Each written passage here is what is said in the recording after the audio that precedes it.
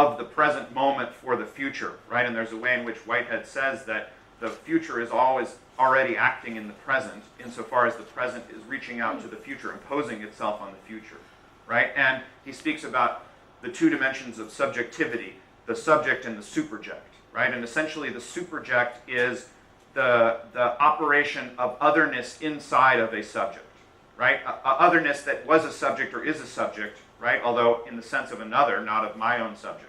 And what we are for Whitehead is compositions of superjects, right? What everything in the world is compositions of superjects. And so in a certain sense, I think it would be really interesting, and I will be doing this for sure, even though I didn't do it last night or this morning, develop this. What would be really interesting would be to think about the way in which this understanding of the trace gives us reconceptualizes the notion of the trace away from a memory to an anticipation of the future, to an invocation of the potentiality of a mark that really is not just there in the mark, right? It's in the entire embodied simulation and the potentiality of various embodied simulations that lies sort of latent or potential inside of the trace. So that's what I have to say. Thanks very much.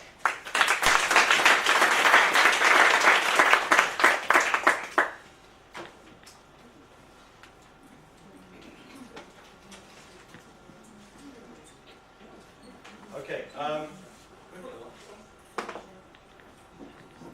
Thank you very, very much to Mark. I want to open this up for discussion. I don't know how much time we have. Okay. Okay. I want to open this up for discussion. I have a few questions, but I don't want. I have a few questions based on your use of the term technical, which I think is it's very important in your other books, and I think there's a lot that's kind of implied here, which I think would be useful to bring out. Because I get a sense, on the one hand, that you're using it in part to describe a kind of process that can be performed, for example, by what we would otherwise, I suppose, call organic processes. In the sense that you talk about embodiment as a kind of technical process. At the same time, you do prefer to what we conventionally call technologies, and in particular, you talk about the cyborg apparatus. And I'm interested in how you would relate those two senses of technicity, because I get a sense that there is a tension. In particular, the relationship between the first and the third person you talk about in that cyborg apparatus. Because that jump from the first to the third misses out the fact that there is a second person. There is always a second person. There is a person who is put into the apparatus and is abstracted from the world. And the unusual position we have here is that we get information revealing underlying processes, in your terms, about what is going on, which we are extracted through the cyborg apparatus from our involvement in the world. And that is about the, if you like, the production of a particular kind of subject as well. And you could produce a whole lot of work on the sociology of science and technology, which would be interesting how that it produces a kind of artifact. So my question now, I suppose, is how do you look at embodiment both as a kind of technique in itself, and yet maintain an analytical distinction which allows for us to look at the role of technology in the adaptive processes of that technique. And in particular, when you draw on, for example, the idea that media have gone subterranean, and you talk about them being subperceptual. One of the examples you gave is machines reading machines. And in that sense, I would argue that that's not subperceptual. I would argue that's extra perception. It's something that we will never get at any level of perception. And then that enjoys the possibility of presentification for us through the bottleneck of the human sensorium. The question is, how is that bottleneck, I suppose, to use Kipler's term, changed, and what are the, I suppose, both the socio-technical parameters and limitations? So if you could clarify those fine distinctions between the use of the term technical, that would be great. And so I get to give a whole other talk. I'll stand up again. That's really helpful, Paul. Thanks very much. Okay. So I use the technical. Essentially, I'm very moved by Bernard Stiegler's argument developing the work of André Lecroix-Gourhan that the human is originarily technical, right? And it goes back to the fact that fossils of proto-humans were found at the same time as these artifacts, which were, made by a technical process using one instrument to make another instrument, right? But so the idea is that essentially the human is a being that evolves both genetically and extragenetically, right, through the handing down of knowledge culturally, the making of artifacts, language, and so on and so forth. And that's really the sense in which I'm using the technical, right? So it's like cultural, right? And so so we've always been technological, so there's no post-human, all that stuff's a bunch of crap, right? The human has always been technical. And what happens is that since the Industrial Revolution, if you're looking at someone like Simondon or somebody like that, there's been a rapid acceleration in the process of the technological dimension of what I'm calling technogenesis of the human, or the co-evolution of technologies, the co and yet quasi-autonomous evolution of technologies in humans, right? And there's been a massive acceleration in that, and so the technologies that I'm interested in, like computers, and I agree with you, maybe we would say that it is extra-perceptual in the sense that it's just not humanly, there's no possibility that we could expand human, and that's why it's not prosthetic, right, as well. So that's a good, I should call it extra-perceptual rather than sub-perceptual. That these technologies are giving us unprecedented access to elements of our embodied life, right? So a technical access to elements of our embodied life, and really to our status as technical creatures, right? So I'm not sure that I see a tension, but you're right. Is, I suppose, the need to requires me to, in a sense, behave in a remarkably disembodied way, even to the extent that I don't blink. Yeah. I mean, there are limitations on how the apparatus works, but if you think about, like I have a lab now at Duke, so we start to do this kind of thing. From my side, it's the humanities moving into the sciences, and we don't have any ambitions to be scientists. In fact, all the stuff we do, takes for granted, like we use galvanic skin response, and we know it's not accurate, and we don't care because that's not the point, right? But we design things that give us access to this expanded domain of sensibility, right? And that allow us to, and there's no abstraction involved there. So one project is we took Agamben's what is an apparatus. We were talking about Agamben earlier, right? And we took it mostly because it was short, right? But it also had apparatus in the title. We made an MP3 file of it. We took one of my people in my lab and hooked her up to a galvanic skin response thing, and she listened to the book being read by the computer, and it gathered the data from her galvanic skin response, right? And so you had the timeline of the book, and then the timeline of the biometric data. And then we just decided we're going to dump all the data. We're going to dump 3/4 of the data. So we're going to set a threshold in the galvanic skin response thing to get rid of 3/4 of the data. So we're creating a Cliff Notes version of Agamben's book, which is unreadable, because it's whatever. That's biometrically attuned to this person. It's biometric Cliff Notes, right? And so I would argue, by itself it doesn't do anything, right? Because the galvanic skin thing, we're working with a cheap sensor. It's not reliably giving anything, right? And it might be also that it's not Agamben that's making her have these reactions. She's listening to a noise or remembering something or whatever. Other stuff could happen, but that's all part of a reading situation anyways. So I would argue that it doesn't abstract the body. It makes the body far more concrete because it gives us expanded data field in order to understand what we were doing when we were reading that book, right? Or when she was reading that book. So I agree with you, and we were talking about this. We've been talking about this all along in the last day and a half. Day and a half already? No, it's a lot of one. But yeah, I'm scared. I'm really scared. We were talking about how it's ironic that like you're saying, it's the body's perception is really multimodal, right? And it's but we have to proceed by isolating a mode to do experiments. So there's a way in which the experimental protocol goes against the aim or the understanding that's driving the whole thing of a very complex system, and that just seems to be a necessity of the moment we're at in the development of these research techniques and our understanding of the mind-brain.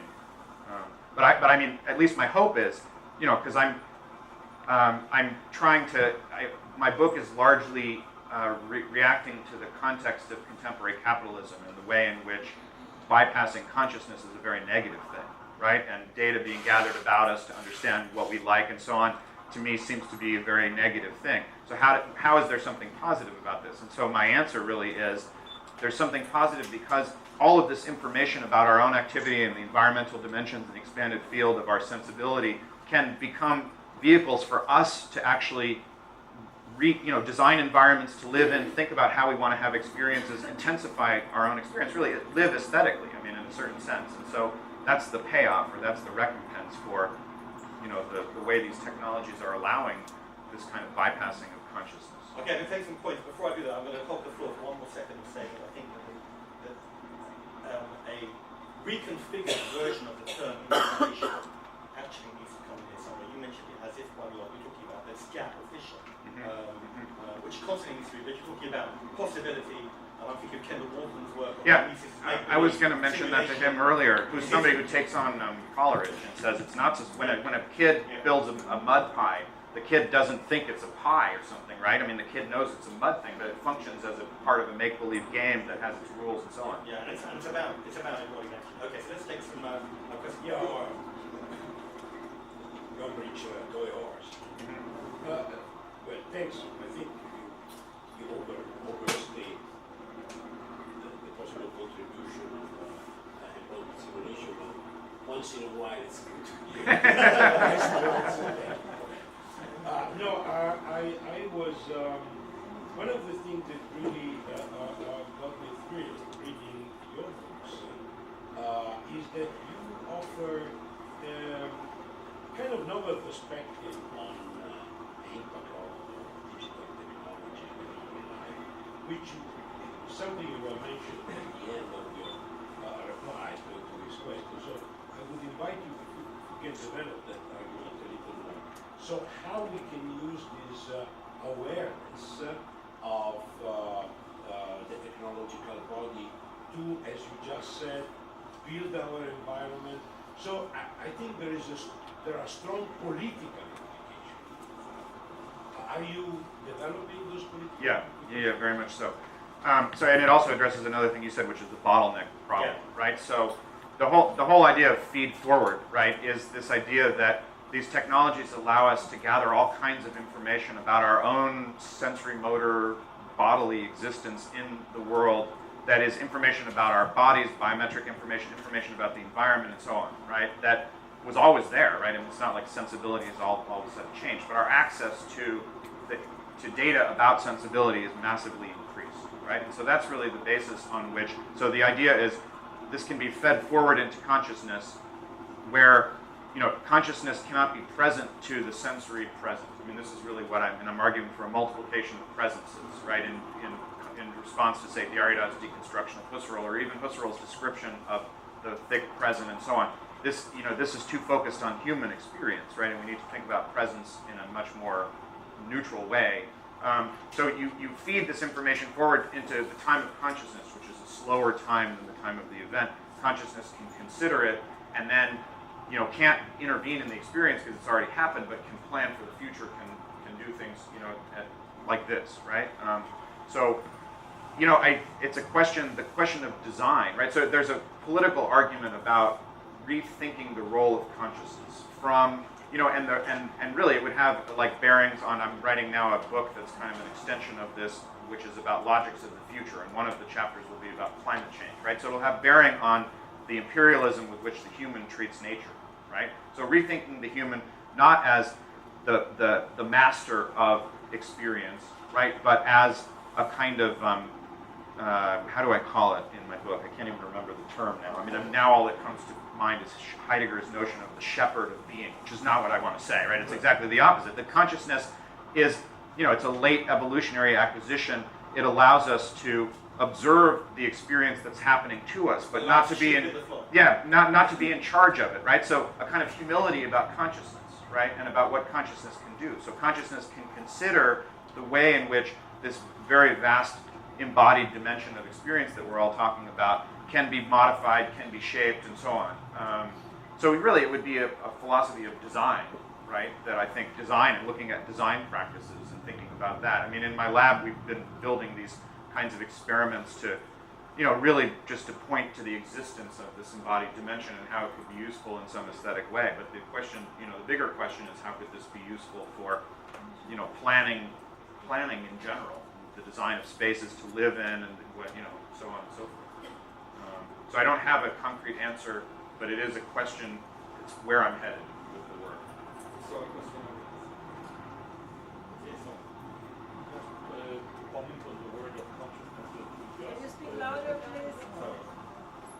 Just to comment on the word consciousness that you just used, I'm doing a lot of active sensing, and for me, consciousness is a loop, perception and action, as a continuous loop without a pause. And I would use awareness to what you just mentioned as something that pulls you and bring you into awareness, and it's not necessarily part of the consciousness that there you behave continuously, and perception brings to action, and action brings to perception because you are highly or you are conscious. Awareness is something that putting it to a side into ability to memorize it, to make wording out of it, to do many more things, and there is a pause that brings you another thing, but to play with it. And so that's just... Yeah, that's very helpful. So we could become aware, I mean, just like the extra percent, we could become aware of things that we couldn't actually perceive, for example, right? Yeah. I mean, the reason that I use consciousness is just because that's the word Husserl used. I mean, it's the philosophical term for it, but you're right. There would be more useful, there would be more useful ways to distinguish these different kinds of, But we talk about conscious awareness or awareness. Yeah. And I kind of bunch them all together to oppose then, non-conscious, whatever, You have to be conscious, but you can be highly conscious and completely unaware.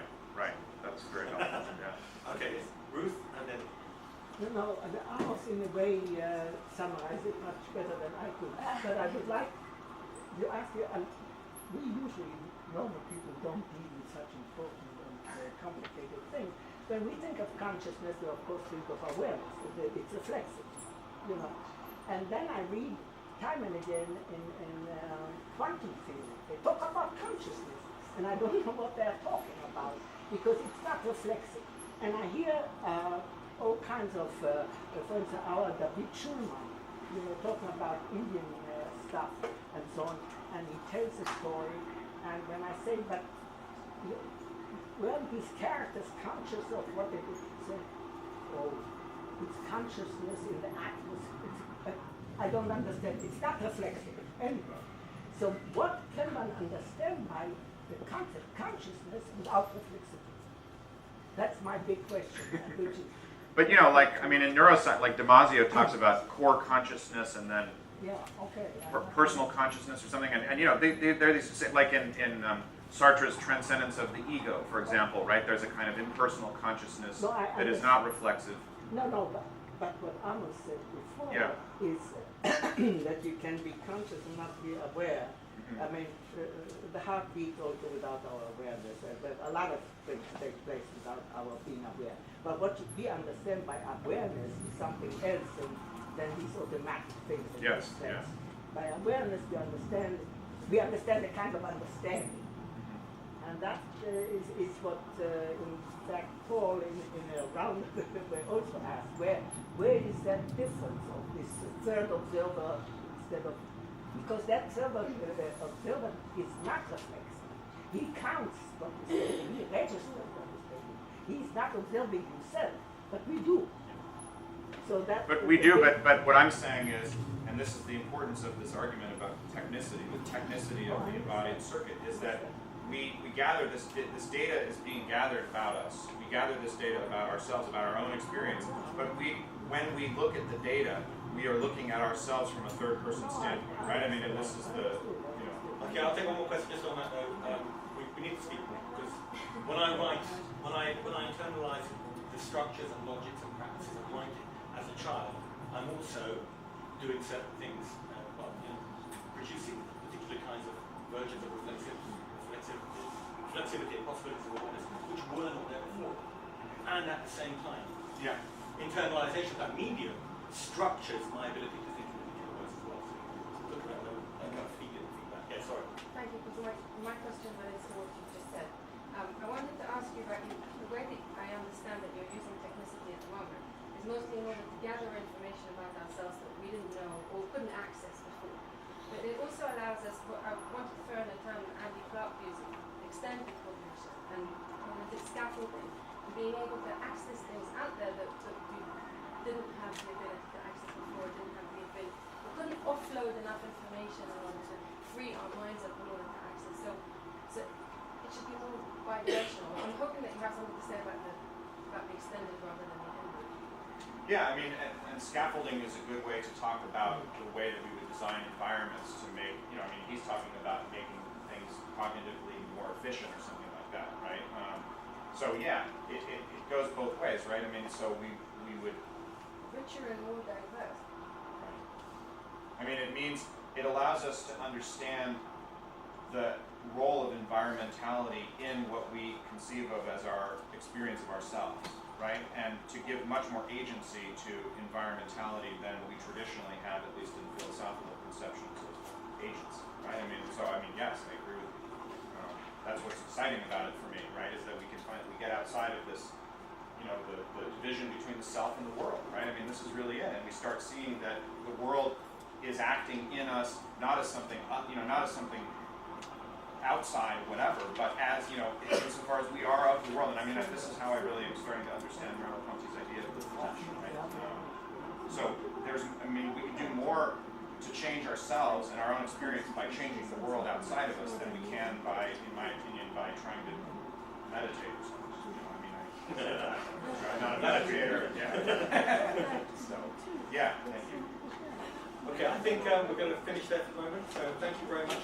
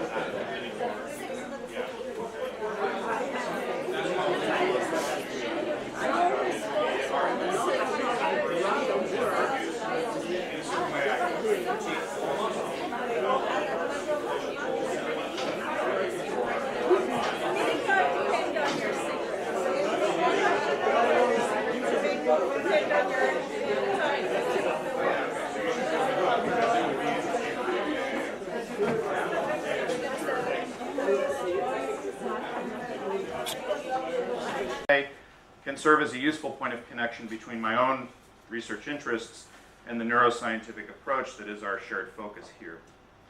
In my recent efforts to develop philosophical resources for addressing experiential changes in the wake of what I have in a forthcoming book called 21st Century Media, I have turned to the work of philosophers, notably Husserl, Merleau-Ponty, and Alfred North Whitehead. The work of these philosophers, in particular in the final stages of their careers, focuses on the upsurge of experience in and from the world at a level that is more primordial than the various divisions, subject-object, activity-passivity, self-other, noesis, noema, and so forth, that have been developed across the history of modern philosophy to account for experience. What is crucial to the three philosophers just named is their common, though differentiated, investment in sensory experience as something that permeates the entirety of the world and that crosses seemingly intransient boundaries such as human, non-human, animate, inanimate, and so on. I have described the ontologies of sensation at issue in these philosophical projects as neutral, right, in the sense that it's not biased towards a certain kind of being of experience like the human, right, but talks about experience across all of these divides. And I have coined the term worldly sensibility to designate the general structure of their operation. In my book, which is called Feed Forward on the Future of 21st Century Media, and it's coming out in the fall, I argue that a philosophically informed excavation of the fine structure of worldly sensibility is necessary to account for the non-focal and non-perceptual impact of contemporary media on our experience.